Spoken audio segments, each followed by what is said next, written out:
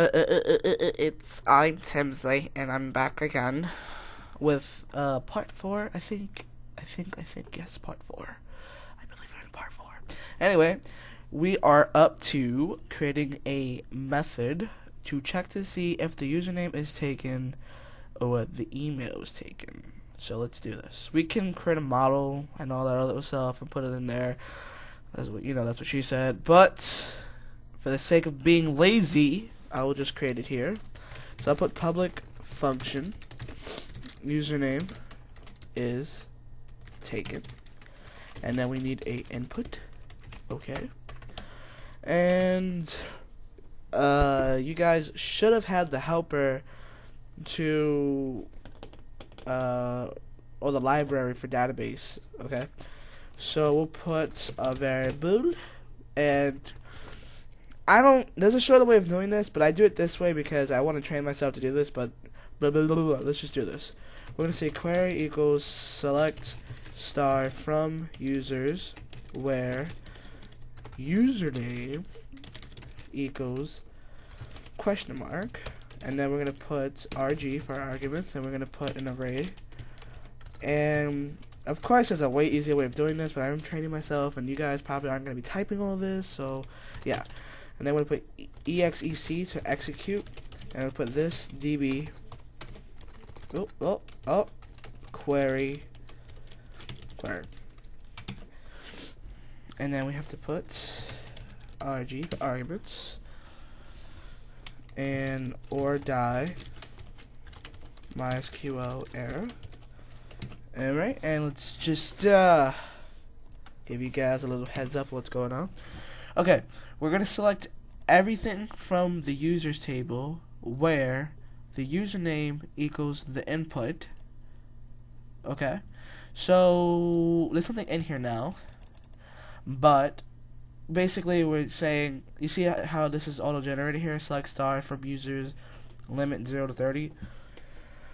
Basically we're just looking to see if a user exists. Okay, so what we have to do now is we're going to say if exec for execute of number of rows is greater than 0, then we have to put return false and set a message. So this set message username is taken, and we're gonna say sorry, the username input is taken. Right, so what are we doing? We're setting a custom message to put right here. Okay, right here where this is at, and it's gonna say sorry, the username whatever we typed in is taken.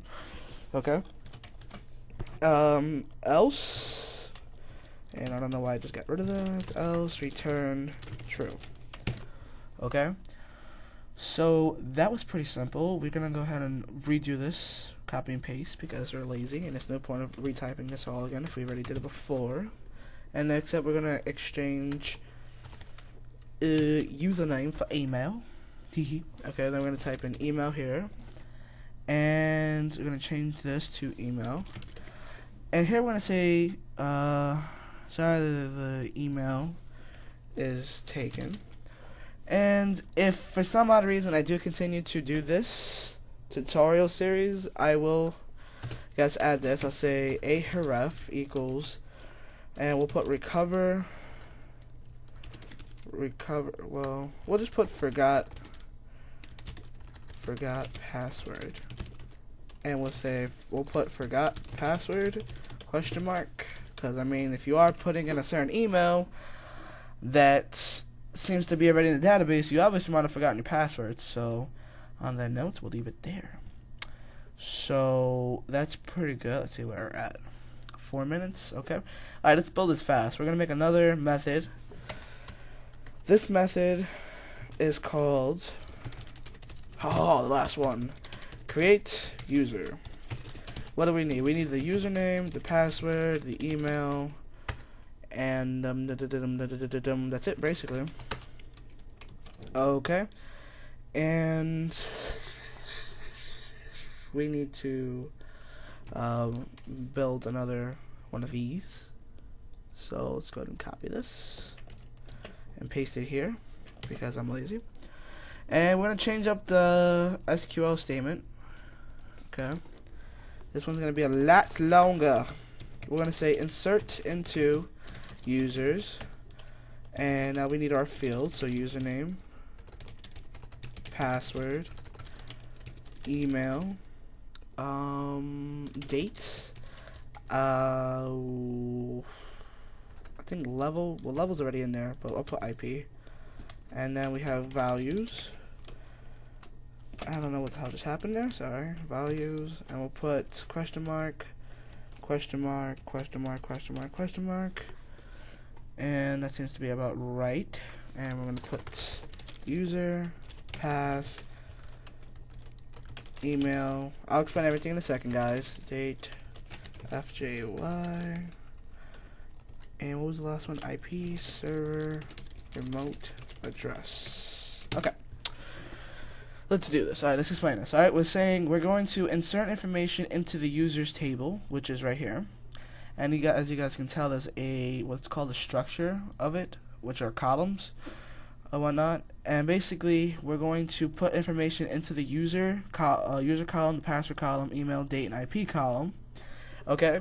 So we're telling MySQL that we're going to put information in these columns with the following inputs. So what we do is we create another array, which again, this is the longer way of doing it, but you guys could just copy this from the source. And basically, what you guys can do is put this information here. Sorry, brain fart. And what we're going to do now is we're going to check to see if this was executed properly. So we're just going to say if this db query arguments whatever equal true, return true, else return false. Okay. So if we can, let me put a little, was added to database users successfully. Problem with database or something. Okay, so I'm trying to explain this the best as I could. Basically, we're trying to put all the information from the form into a query and then send it to the database as simple as I could. We're actually going to, I'm going to put something here. I'm going to put self protect, and I'll explain this one in the next one, but for now we're just going to add this. So add it here, and that's pretty good. Okay, so where are we at? 8 minutes? Okay, so I'm sorry if I've rushed this. I'm gonna explain anything in the next one. Just stay tuned. Blah blah blah blah blah blah blah blah blah blah blah. Okay, talk to you guys in the next one. Bye.